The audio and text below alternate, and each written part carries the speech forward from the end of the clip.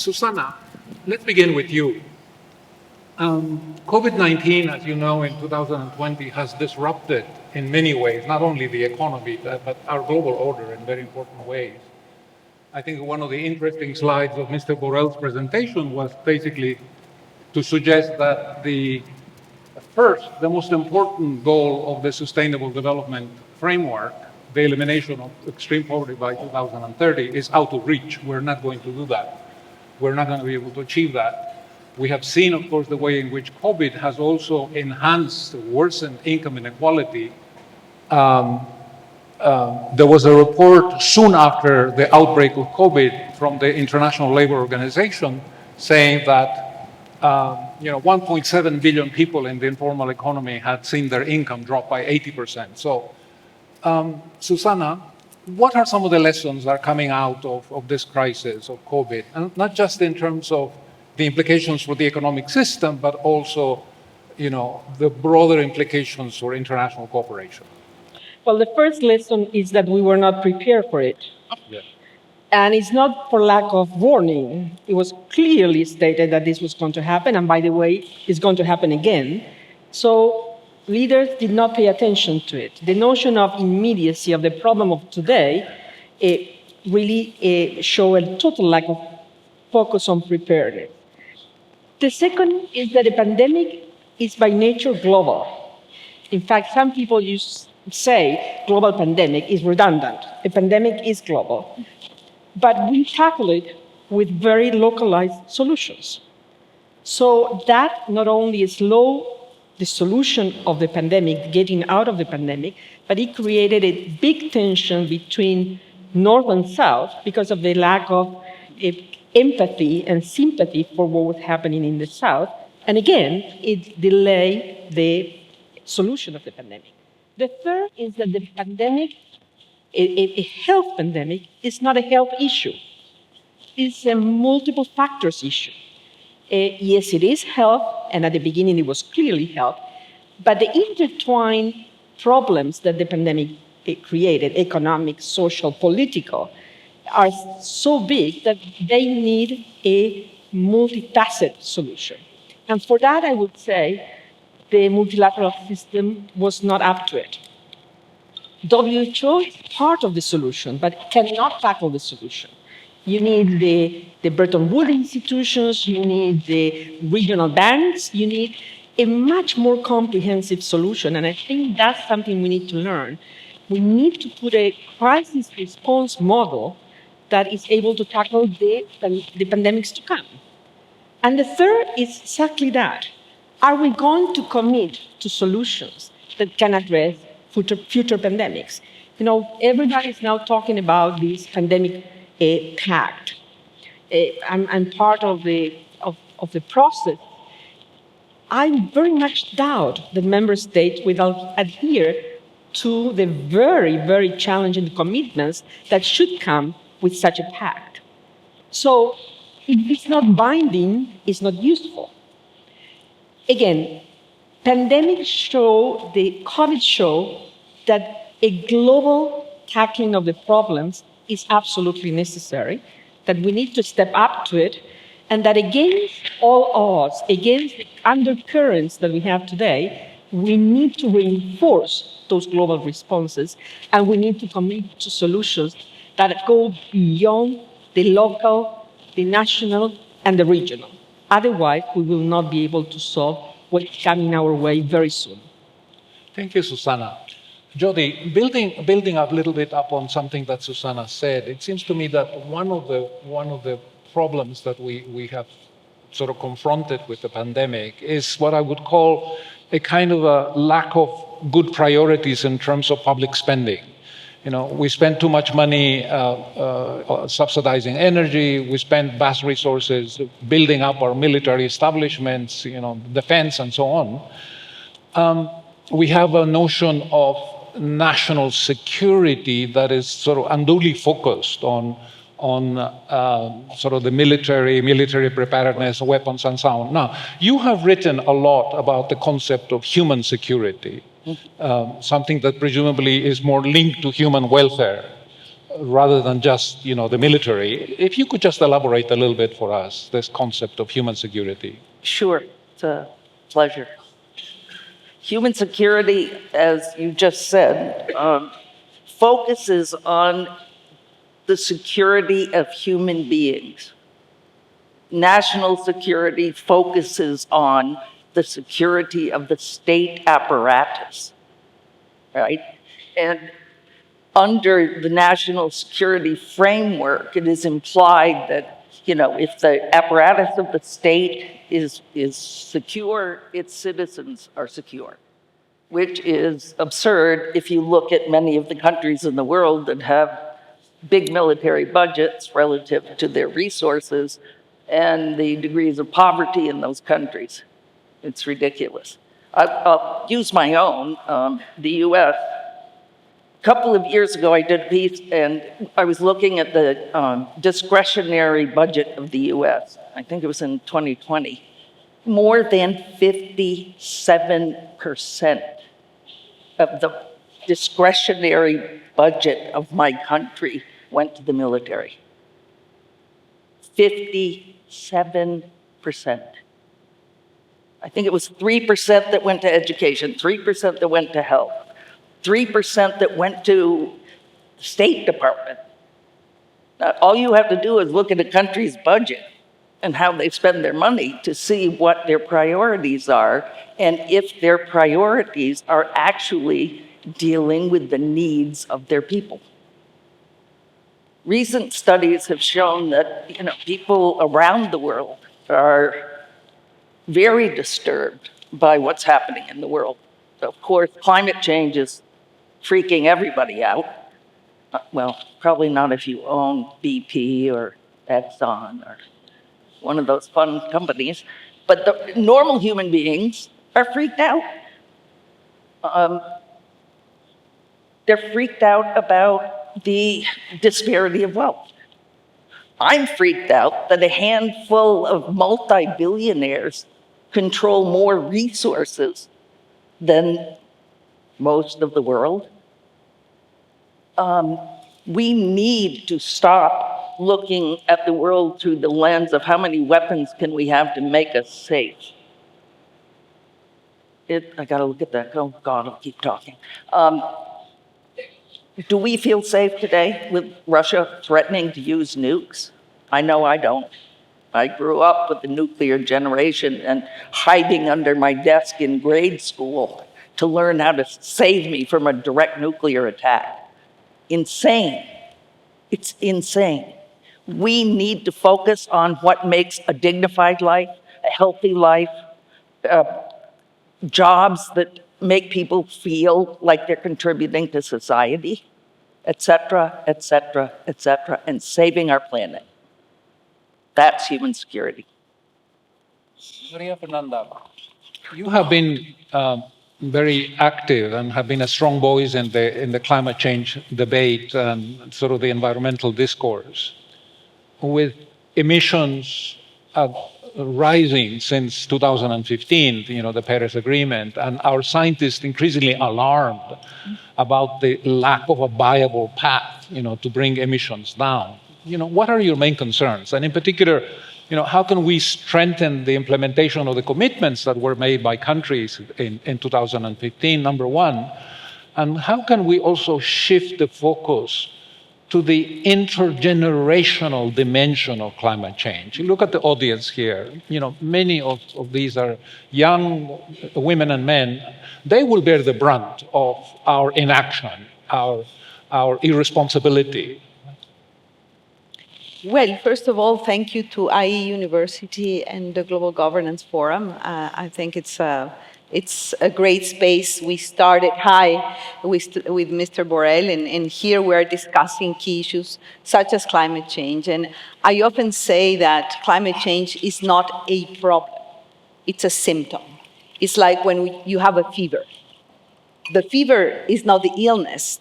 And what is happening is that climate change is a symptom of a dysfunctional relationship between our economies, our political systems, and our production and consumption patterns. Why is it so difficult We have the knowledge, we have the technologies, we know what we have to do, but what we have to do is challenging our own lifestyles. What we have to do is challenging the power structures that we have, the power of some companies, corporate power. You mentioned a name, but we can cite many, many names as well. So that's why after 27 Conference of the Parties, quasi 28 times, we have met as an international community to take decisions on how to curb emissions. And yet we are where we are. Emissions continue to grow. What to do, and I think here there is an intergenerational responsibility. We have the frameworks in place, and what we need is both a civilizational shift in terms of values, in terms of thinking about the future, in terms of new political leadership that is responsible. We need a reconciliation with nature. We need a new pact of love with nature in a way. And basically, we are seeing at the normative level some interesting developments. An advisory opinion to the International Court of Justice on climate responsibility. We have seen legal rulings in Germany, New Zealand, in Ecuador, at the constitutional level, at the high courts level, on the state responsibility on the climate crisis. And here again, when we heard inequalities are growing, poverty, extreme poverty in particular is growing, that also translates into the climate discourse. Why? Because the highest price of the climate catastrophe is being paid by the smallest countries, but by the small island developing states. We came up last COP with a loss and damage fund. The loss and damage fund is empty. It's an empty box. We need to really make the decisions to finance and to fund climate resilience and climate adaptation in the global south countries. I don't like very much the global south, but let's say the developing low and middle income countries. It's a political decision.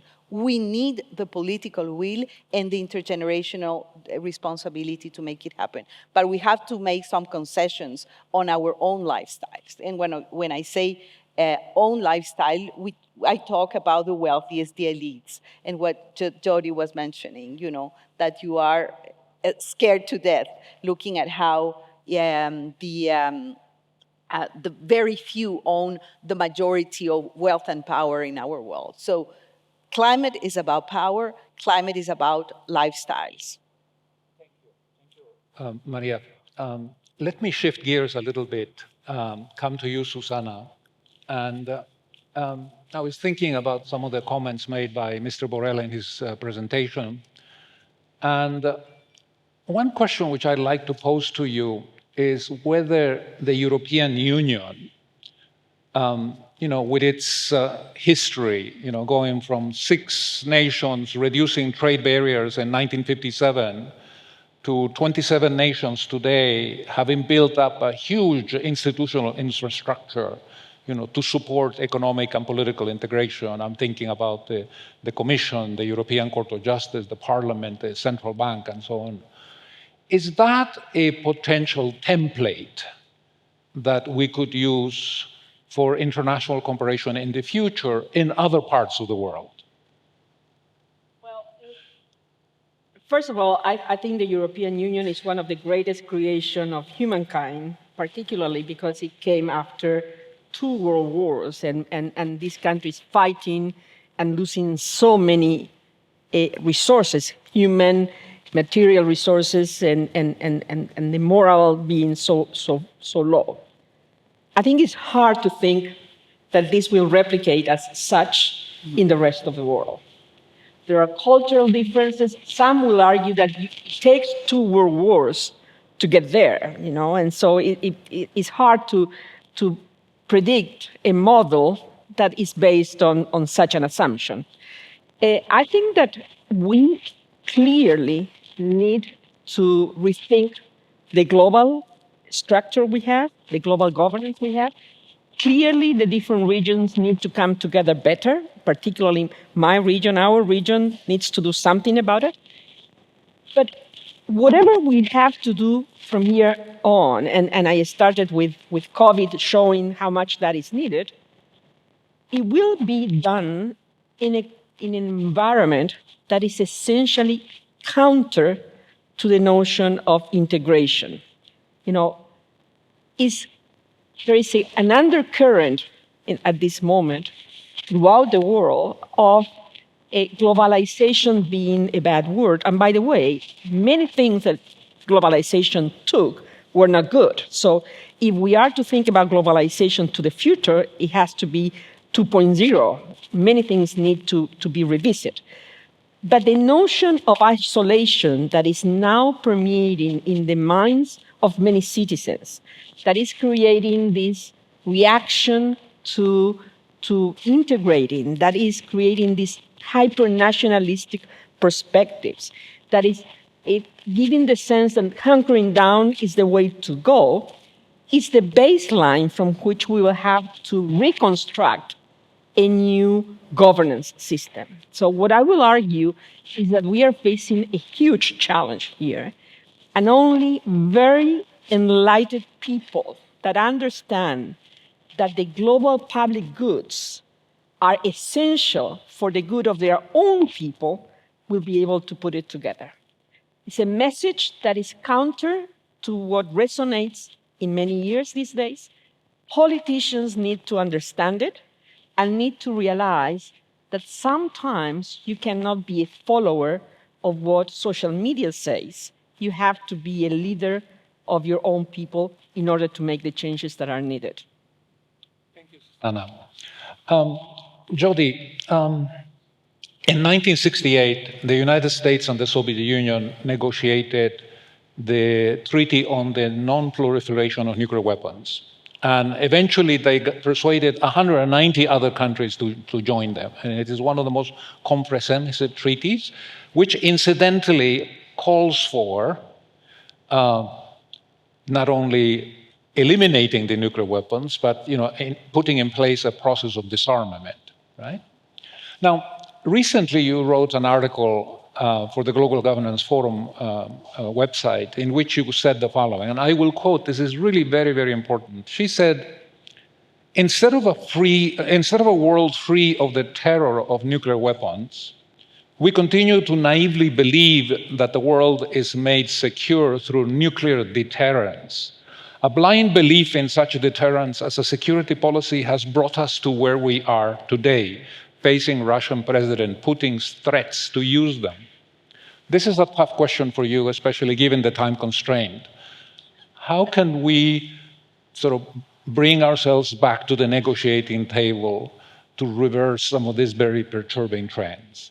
I wish political satire were allowed at the moment, but I'm supposed to be serious. That is an $82.4 billion question. That is how much money the 9 nuclear states spent in 2021 on their weapons. 82.4 billion. When I wrote that piece, a version of it appeared in Houston, Texas, Chronicle. I received an email from a military fellow who asked if I was delusional in a polite way about Putin and his threats. And, if I wanted to really change the world on this, I needed to lay out a plan of action. If I could lay out a plan of action that would be followed, I'd be the empress of the world or the empress of the universe. I think we need to use those levers to put pressure on governments who, I won't say pretend, but who put forth an image of being, women-centered foreign policy or, a humanitarian neutral country. and make them actually walk the talk. Yesterday in Geneva, a new effort was launched, and it is called the Peacemaking Covenant. And it is based on 8 peacemaking principles. I won't go into them because I don't have time. The states that were sponsoring it are Switzerland, Sweden, Germany, the Netherlands, and Denmark. They did 2 years of consultation with NGOs and international bodies, et cetera, to develop this covenant. And as I was thinking about it, and your question, I was thinking, wait a minute, how do these countries, which are producers and exporters of weapons of war, get off on promoting the peace-making covenant, the peace-making principles? If we really want to change this world, we have to pressure everybody who makes weapons. Not just the nuclear, but of course, since Cuban Missile Crisis, I've wanted them gone. But it won't happen if civil society doesn't get up and take action to pressure governments so they believe that we really care to get rid of the weapons. The countries, I have to stop. Sorry, people, I could go on. My panelists are under a very strict order to limit their responses to 3 minutes, and you can see that I have been very effective in my role as moderator. She stopped in the middle of a sentence, right? We self-destruct if we don't shut up. All right, Maria Fernanda, 3 minutes or less. In 2020, the United Nations commemorated the 75th anniversary of the signing or the adoption of the UN Charter. There were multiple events, consultations, open fora, town meetings, and so on, thinking and soul-searching about the future of the United Nations. Briefly tell us to what extent those events, manage to give us a vision of where we want the United Nations to be on the 100th anniversary in 2045, and how do we turn this organization, which was born against the background of 60 million fatalities in World War II, into a problem-solving organization? Problem-solving organization. Coming back to the 75th anniversary, a little anecdote. I was the president of the General Assembly at the time, and I said, we need something big for the 75th anniversary. Well, my idea wasn't very popular at the beginning, and they say, one more commemoration, people didn't see why and how, no? But we were able to agree on a process and on a resolution to commemorate the 75th anniversary. We did not want to organize a party, an anniversary party, but we did want, that was the intention, to unleash a global conversation about the future of the UN. But not only within the UN premises, but the world, especially young thinkers, young change makers, women, scientists. And I think it did happen in many ways. And that gave birth to what we have today, which I think it's a very ambitious, forward-looking UN 75 political declaration that at the time also gave a mandate to the Secretary General to produce a roadmap for the reform of the UN in the long run, which is the Our Common Agenda report. And I mentioned the process because sometimes process is as important as content. The Our Common Agenda report, even if not perfect, I think it's a blueprint, it's a pathway to look at the future of the United Nations beyond the walls of the United Nations, beyond New York.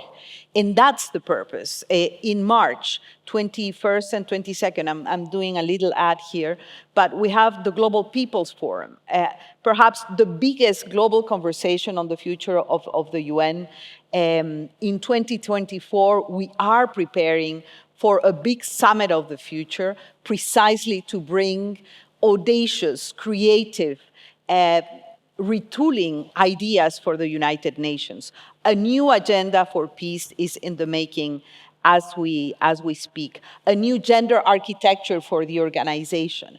The way the institution organizes itself in the 21st century to respond, for example, to the digital revolution and how to go about it. How to decide and discuss regulations for social media, for example, and how to tackle the 34, I think, active armed conflicts around the world. We continue to speak about Ukraine, and of course, we are all worried about Ukraine and what is happening. But there are more than 30 armed conflicts right now in the world where there are different levels of engagement of the international community.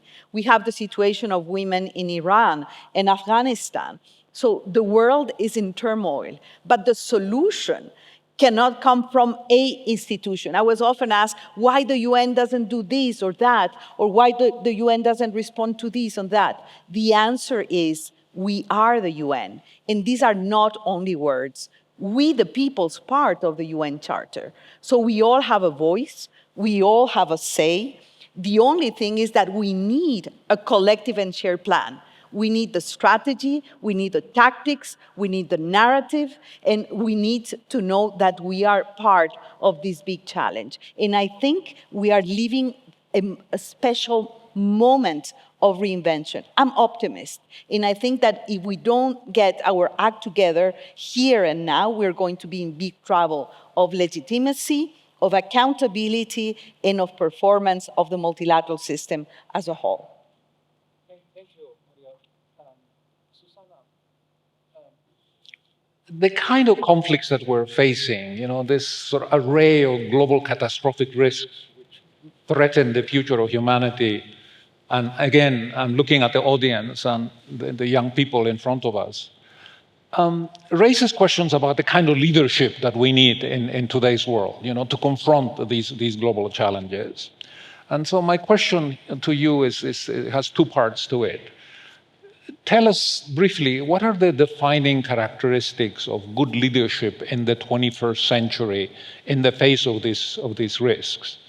Number one. And number two, and I hate to put you on the spot, but I will. It's an important occasion, so I'll take that prerogative. We have 193 prime ministers, heads of state, corresponding to the 193 members of the United Nations. Do many of them have what it takes? Well, you don't put me on the spot. I think that's the right question, particularly when we face young people like we do today. By the way, that's the hope we have. That's what makes us think that there is a future there. We as a generation have failed to them, clearly. All the indicators show that. First of all, I believe that power needs to reflect society. And we are not there, clearly. When we see the profile of the leaders of the world, and this is not only in political terms, also in corporate terms, we see that half of society is not represented there. Women are essentially missing.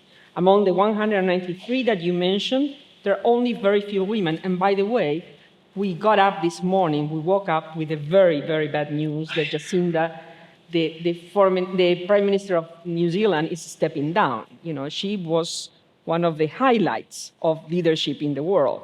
Throughout COVID in particular, she showed that. So the first question is how we make sure that the society is properly represented. And by saying that, I mean women being in the power game. Second, you need to read problems through different lenses, given the complexity of the problems. And you need a much more nuanced approach to problem solving. You need to tackle questions in terms of grace. And men are not well equipped to do that, in general terms. Women are much more equipped to handle nuances. That's another reason why we need women, because of the complexity of the challenges we have. We need empathy, because putting yourselves in the other shoes is essential to tackling some of these problems. Again, not necessarily the best of characteristics in general terms for men. So my plea is here that we really make it happen. It will take, with the trend we have today, it will take until the next century to get to parity in the world. Every statistics show that. We need to be proactive. We need to shift dramatically the tools we use in order to increase women's participation. As president of GWL Voices that advocates for that, I cannot not say it here. And in doing so, create the pool of leaders that really will reflect on what society needs in terms of understanding society, because they are a reflection of society. Thank you, Susana. I'm going to do a little bit of shift in choreography, because I am under some instructions from our hosts about the end time of this panel. And so what I will do, whether they like it or not, I'm on the stage, so they can't really remove me physically from it. What we'll do is we'll collapse the last two questions into one, right?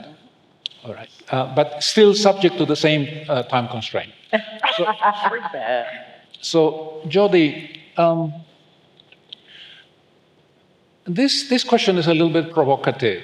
There was a famous professor from Johns Hopkins University a couple of decades ago who basically said major war will become obsolete soon enough in the 21st century. Basically because in a world that is interconnected and fully integrated, the costs of war become insurmountable. Not only that, but of course as well, the utility of the military force, the utility of violence is becoming increasingly ineffective, right? Look at Afghanistan, look at Iraq, look at Ukraine today. Using force and killing people to achieve political ends seems to be a very futile end, right? So my question to you is peace inevitable in some sense? Will it come as a result of conscious choice or untold human suffering? Susana said that it took 2 world wars to get Europe to where we are today. Is it going to take a 3rd world war, to get the world where we are today? Number one. And number two, the example that you have set for young people in the world with the work that you did leading to the landmines treaty, suggests the possibility of a very important role for the individual and for civil society in innovations in the area of international cooperation.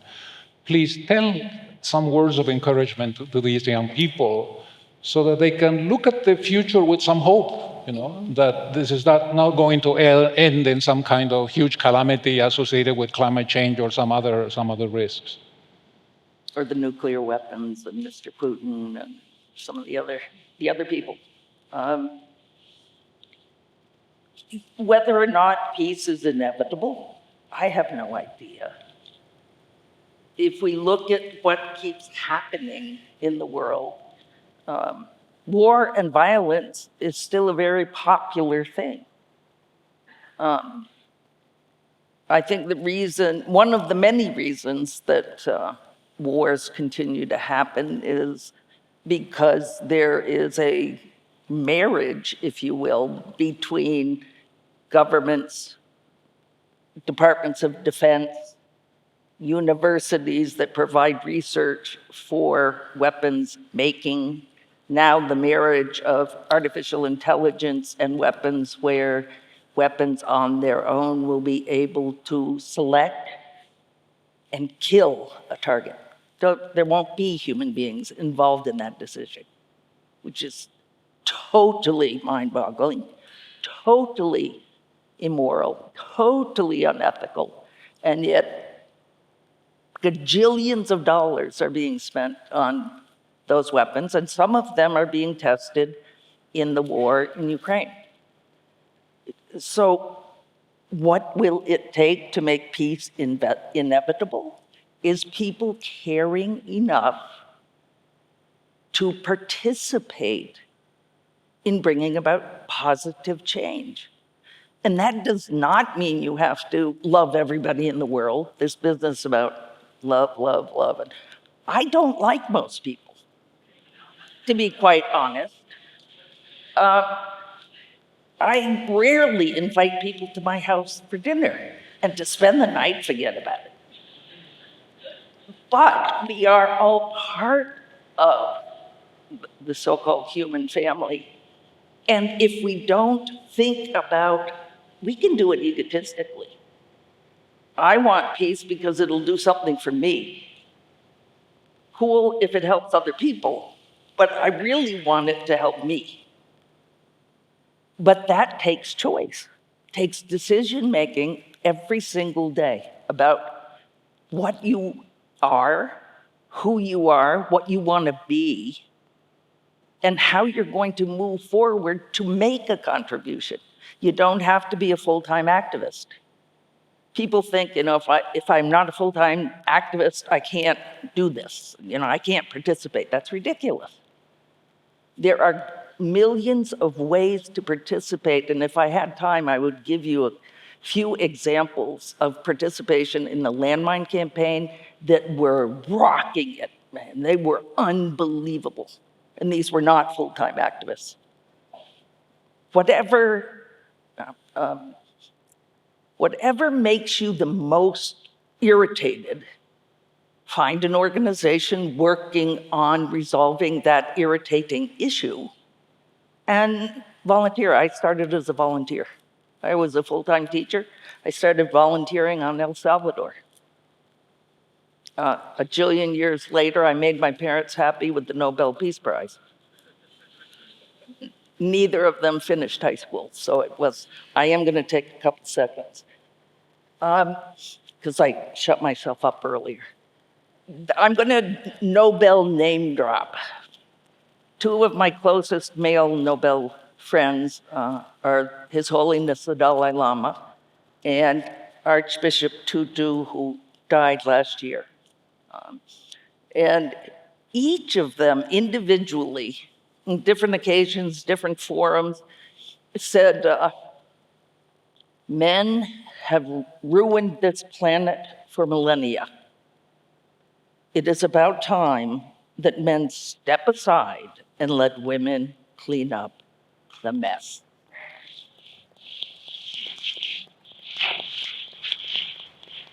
Absolutely. As the only man on this panel, I fully, 100% agree. We have made a mess of this world.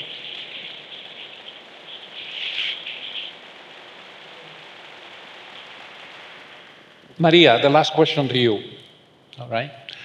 Cord Meyer was a young man in his 20s, and he was a member of the American delegation to the 1945 conference where the charter was adopted.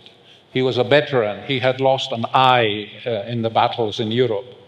And he wrote the following in a very insightful article in The Atlantic in 1945. He said, "A major power can violate every principle and purpose set forth in the Charter and yet remain a member of the organization by the lawful use of the veto power expressly granted into it." Seems like a very pertinent description of Russia today, right? So my question is the veto the original sin of the United Nations? will the veto ultimately doom the United Nations into irrelevance, or can we strengthen the organization and improve its effectiveness, perhaps by limiting its use or by some other artful legal maneuver? Well, I think that we all agree that the veto power is undemocratic and has caused many problems. No? And there is more and more traction among the P5 members that there is a need to transform the way the Security Council does business. And I think that this sentiment is growing because they see that they can run against them, at some point. But sometimes people focus on the veto issue. I think that the retooling, the rejuvenation of the United Nations is a bigger enterprise. The veto is one right exclusive to the P5 in the Security Council world, but the organization is much bigger. And I think that when we look at a reform process, as a structural reform process, we have to look at all the bits and pieces. Our common agenda allows for that. And by the way, there was a historical resolution that passed in the General Assembly, which for me is the most powerful body of the United Nations, is the parliament, where everybody has the same button to vote, the same microphone to speak, and the same power, regardless of square kilometers or GDP. That's where the democracy of the United Nations needs to happen. And that's why a reform process of the General Assembly is also much, much needed. And there are three things. Let me just close with three ideas. The issue of performance. I think one of the biggest deficits of the UN, of the multilateral system, is the one on delivery, performance, and compliance. And we need to come with a system that allows for that. Deeds and not words. People get tired of hundreds of resolutions that get passed and are not complied with. Number two, the issue of the decision-making processes. What is consensus? And believe me, I have used that. Consensus is not unanimity. It's a larger majority that is acting on behalf of humanity in a way. And these kinds of categories of decision-making need to really make a big stride when we're thinking about overall reform. And the last, it's not the only one, but we need a new definition of sovereignty, of national sovereignty and national interest, with regard to our collective well-being, our collective security, our common goods. What are we doing with our commons, including a stable climate, including outer space, including our oceans, et cetera, et cetera. So these are the fundamental things that need to happen. These are the issues. We have now the raw material and the political momentum, and the political momentum to make it happen. But it's not going to happen indoors at the UN, as mentioned. So we are here because we are the people's part of the system. And we need the creativity, the intelligence, the audacity of young scholars like you are. And so I think it is time now. Just join the Global People's Futures Forum in March. Be connected and tuned to the preparation of the Summit of the Future in 2024. The space is there. The traction is there. The political atmosphere is there. So it's now or never. That's my opinion. It's now or never. Friends, I think I speak on behalf of Maria, Susana, and Jody in, first of all, thanking the organizers for giving us the honor of being present on the first day of the new School of Politics, Economics, and Global Affairs at this institution. I hope you will agree with me that the issues that we have discussed today in a somewhat more compressed fashion than anticipated are highly relevant, not just for the future of global governance, but also for the kinds of issues that you, as students at this great university, will be contemplating and studying and analyzing in coming months and in coming years. We, all four of us, wish you well And thank you to the organizers.